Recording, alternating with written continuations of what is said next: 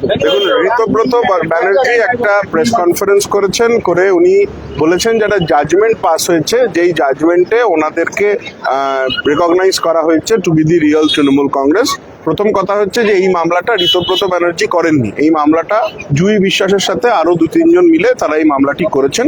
এবং ঋতব্রত ব্যানার্জিরা একদিকে ইসিআই তে অ্যাপ্লিকেশন করেছিলেন to consider them to be the real Trinamool Congress, as Ritabrata Banerjee নিজেকে ক্লেম করছেন।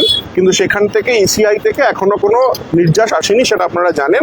অলরেডি আমাদের যা বক্তব্য সেটা আমরা ইলেকশন কমিশনকে জানিয়েছি, কিন্তু ঋতব্রত ব্যানার্জি কি বক্তব্য সেটা এখন ইলেকশন কমিশনকে উনি জানিয়েছেন কিনা তার প্রতিলিপি আমাদের কাছে নেই। ইন দ্য মিন টাইম 3জন সাডেনলি তারা এসে মনে করেছেন তারা আলিপুর কোর্টে মামলা করবেন, তারা আলিপুর কোর্টে একটি মামলা করেছেন।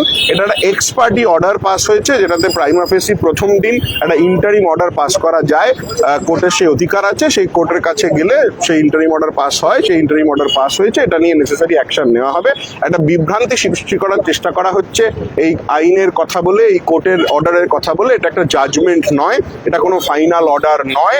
এটা ঋতব্রত ব্যানার্জিরা অন্য লোককে দিয়ে করিয়ে নিজেরা বেনিফিট নেওয়ার চেষ্টা করছেন।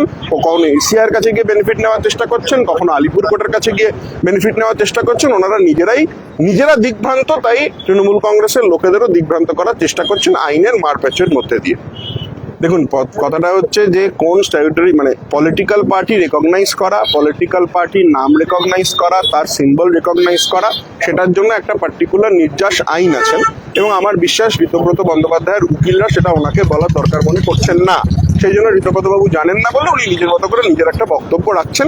ওনার যদি মনে হয়, উনি তো তৃণমূল কংগ্রেসের যে ভবনটা সেটা তো উনি কোনো কোর্টের অর্ডার ছাড়া নিজেরাই হাঁটতে হাঁটতে গিয়ে দখল নেওয়ার চেষ্টা করেছিলেন। ওনার যদি মনে হয় যে উনি তৃণমূল কংগ্রেসের ভবন, তৃণমূল কংগ্রেসের নাম, তৃণমূল কংগ্রেসের প্রতীক ব্যবহার করে উনি কিছু করবেন, বেস্ট অফ লাক, করুন, যা ভালো বুঝি করুন। মানে এই বিষয় থেকে আপনারা আইনের ব্যবস্থা নিচ্ছেন? হ্যাঁ, অ্যাবসলিউটলি।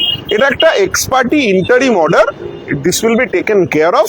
উনি এটাতে একটা বিভ্রান্ত সৃষ্টি করার চেষ্টা করছেন তৃণমূল কংগ্রেসের এবং মমতা বন্দ্যোপাধ্যায়ের কর্মীদের প্রতি। আমার দৃঢ় বিশ্বাস আপনাদের মাধ্যমে এটা বুঝিয়ে দেওয়ার জন্য যে এটাতে ভয় বিভ্রান্তির কোনো কারণ নেই। ঋতব্রতবাবু যা বলে থাকুক না কেন, এখনো তৃণমূল কংগ্রেসের চেয়ারপারসন মমতা বন্দ্যোপাধ্যায় আছেন এবং তার নেতৃত্বেই তৃণমূল কংগ্রেসের আগামী যা প্রকল্প আছে, যা প্রোগ্রামস আছে, সেটা হবে।